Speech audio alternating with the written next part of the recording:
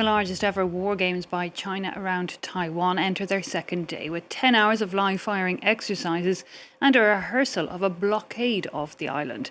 The drills are said to be closer to the island than in previous sessions and look to be, among other things, practicing striking land-based targets such as the US-made rocket system. Well, these latest drills come less than 2 weeks after the United States sold over $11 billion worth of weapons to Taiwan. To get more insight, we can speak now to Senior Associate at the Mercator Institute for China Studies, Charles Parton. Thanks so much for your time. Can I start simply by asking you, how do you see these drills? Are they something that's become somewhat routine, or are they reason to worry? Well, I think routine is probably a too weak a word, but they have been going on now in terms of big drills twice a year since 2022. The big one was when Nancy Pelosi visited Taiwan in 2022. But it's twice a year. They're building up in size and intent. They generally last two days, and the aim is to convince Taiwan and the world that unification, or reunification, as they like to say on the mainland, is irresistible and inevitable. So I think we'll see more of these.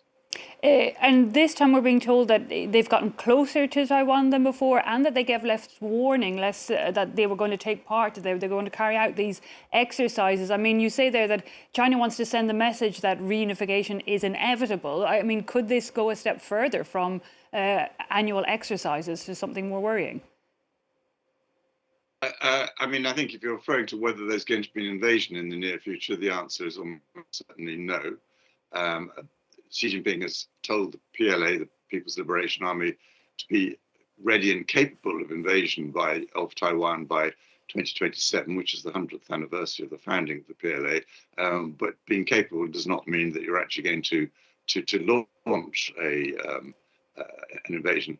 I mean, there's obviously a very strong military logic behind all this, but also a certain amount of shall we say, propaganda and pressurizing. I mean, I'm no military expert, but it must take a considerable time to put one of these exercises together, and yet they seem to be timed within a week or 2 weeks of some event of which the Chinese disapprove. In this case, as you say, the very, very large sale of weapons to Taiwan by the United States. In the past, for instance, it was shortly after Nancy Pelosi's visit. So they fire the off gun at a time when they know that there's going to be something that they object to, and they use it as to reinforce the propaganda as well as to exercise their military.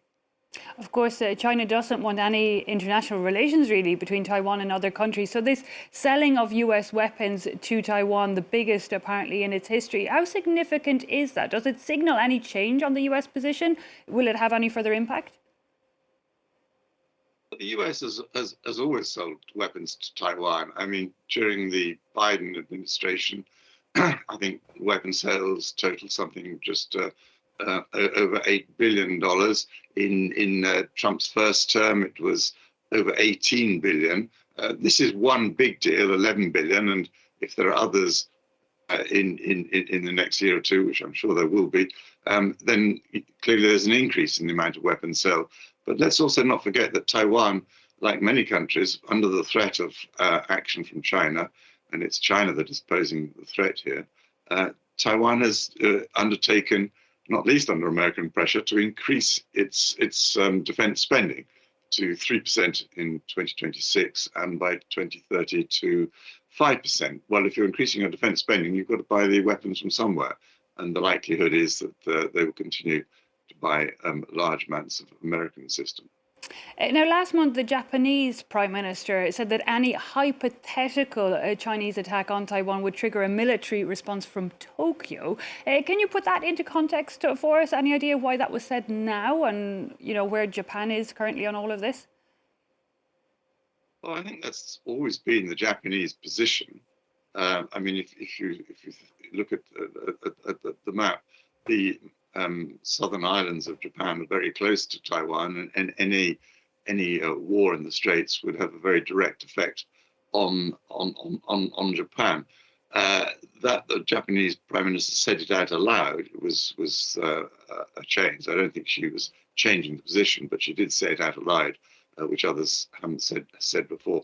And the Chinese have jumped on that as partly in order to discourage other people from getting too close, other countries getting too close to Taiwan.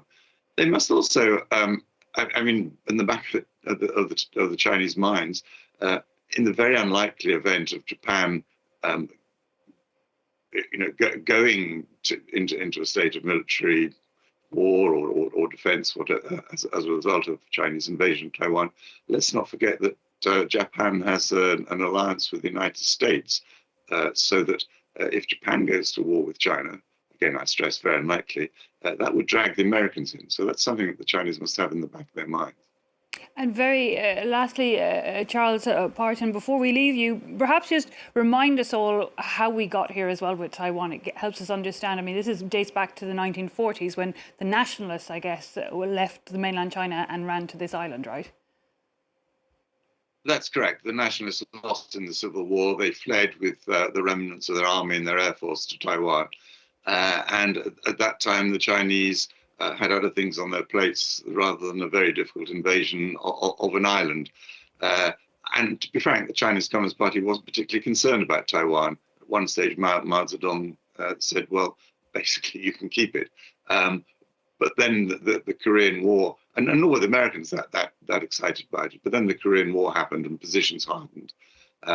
And since then, the Chinese propaganda has been putting it about that it's always been a part of China and always been a rule from Beijing. That is not so, but that is where the propaganda goes. And to them now it is what they call one of their red lines, one of their core interests. And if anyone, in their view, messes with Taiwan, has inappropriate relations with Taiwan, they come down very heavily on them. And that's part of what they're signaling as ever at the moment. It's not just Japan and America, but please, no other countries have anything to do with Taiwan. That's their aim.